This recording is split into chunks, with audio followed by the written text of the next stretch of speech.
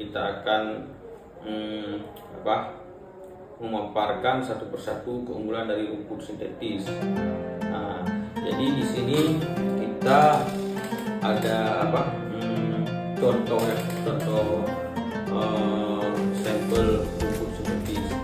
Jadi bagi kawan-kawan yang ingin membangun bisnis, lapangan mini soccer atau futsal, alangkah baiknya kawan-kawan belajar dulu tentang rumput sintetis.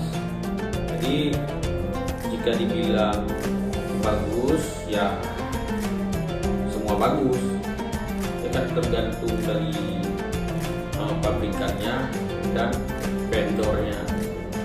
Jadi kalau mau rumput sintetis yang sangat penting diperhatikan oleh pelaku bisnis lapangan futsal dan mini soccer, yaitu tentang kualitas. Ya pasti tentang kualitas.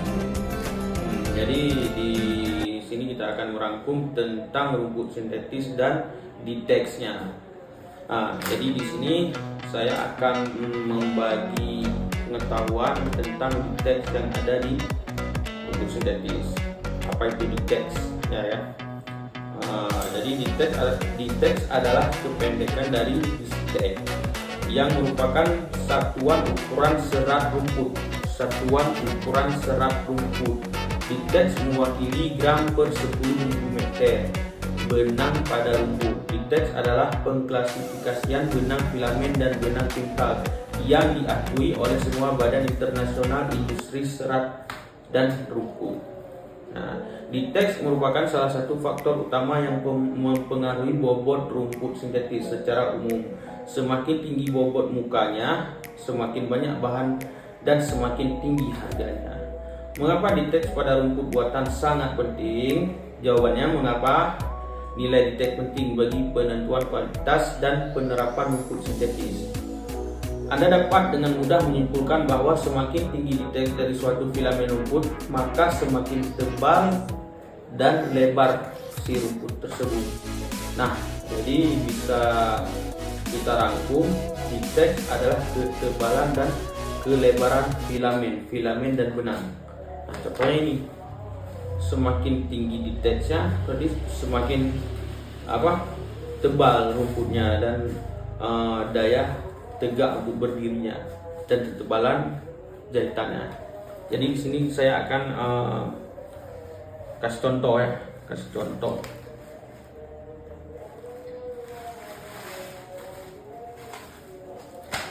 Nah, di sini ada perbandingan rumput sintetis diteks 6600. Jadi diteks 6600 adalah diteks yang terendah di kelasnya gitu. Jadi bisa kita simpulkan untuk lapisan belakang agak lumayan tipis, 0,5 mili tipis, dan keras seperti kaku itu ya. Terus untuk rumputnya sendiri itu cenderung jarang dan tipis. Nah, ini untuk diteks 6600. Nah, ini dia. Jarang dan tipis untuk jahitan filamen benangnya. Jadi kalau untuk mini soccer sih saya kurang rekomendasi, terserah juga. Tapi kalau untuk futsal oke lah. Ya. Ini diteks 6600 yang paling rendah. Jadi ini sekarang saya paparkan untuk diteks 8000. Nah, 8000. Kalau yang 8000 sih sudah lumayan. Ada sih di sebagian tempat seperti contohnya di Medan, Sumatera Utara, ada beberapa lapangan mini soccer yang menggunakan rumput sintetis dengan diteks 8800. Nah, jadi untuk ketebalannya sih sudah lumayan. Terus kelenturannya pun dapat, bisa kita bilang jahitan ke jahitan sekitar 3 cm 2,5 cm lah. Terus tentang kerapatan untuk benang rumput sih sudah lumayan rapat dibandingkan dengan 6.600. Nah, terus kita akan coba lagi di rumput sintetis di teks 10.000 ya. Karena di rumput sintetis itu ada beberapa di teks dari 6.600, 8.800, 10.000, 12.000 dan 15.000. Jadi ini yang 10.000 udah umumnya sih digunakan di lapangan mini soccer, dan sekarang udah kita aplikasikan ke lapangan futsal. Jadi ada sebagian lapangan futsal sudah memakai rumput sintetis yang 10.000. Nah, jadi kalau untuk kerapatan sudah rapat, terus di benangnya, filamennya ini udah mulai tegak, udah mau tegak ya. Kalau untuk panjangnya sih 10 cm sih kurang lebih.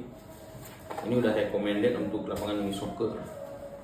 Dan kita akan coba di 12.000 ya, di teks 12.000 ini sudah untuk jahitannya sih sudah sangat kuat ya, kuat, rapat, dan sudah elastis.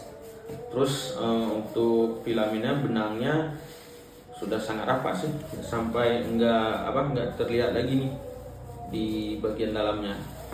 Benangnya pun tegak, rapat, dan kuat, sangat kuat. Ini Pitex 12.000. Terus yang terakhir Pitex yang 15.000 ya, 15.000. Ini umumnya sih digunakan di mini soccer. Ada sebagian di lapangan stadion ya. Stadion diaplikasikan dengan rumput Zosia matrela atau rumput hidup. Nah, ini udah recommended sih. Cuma ya semakin tinggi di teks yang ditawarkan ya semakin mahal harganya kan gitu. Tapi untuk kualitas sih gak diragukan lagi kalau untuk rumput sintetis. Ya kalau dibilang sekarang kalau standar FIFA ya semua standar FIFA, cuma kualitasnya aja.